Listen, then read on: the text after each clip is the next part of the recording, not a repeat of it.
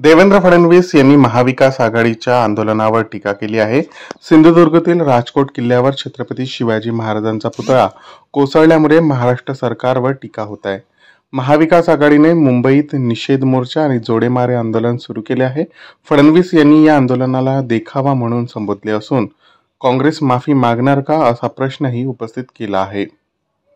खरं म्हणजे पूर्णपणे शुद्ध पद्धतीने हे राजकीय आंदोलन आहे।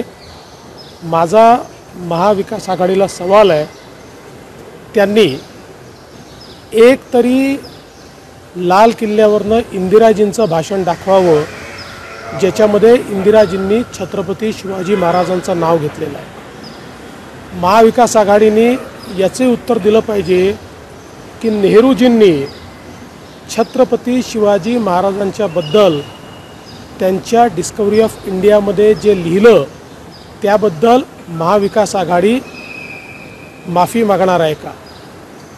इतके वर्ष काँग्रेसने आम्हाला इतिहास शिकवला की शिवाजी महाराजांनी सुरत लुटलं।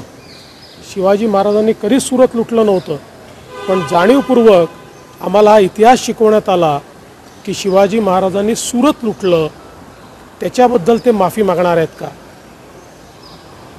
मध्य प्रदेशमध्ये काँग्रेसचं सरकार असताना कमलनाथजींच्या मतदारसंघामध्ये छत्रपती शिवाजी महाराजांचा पुतळा बुलडोझरनी हटवण्याचं पाप हे काँग्रेसने केलं।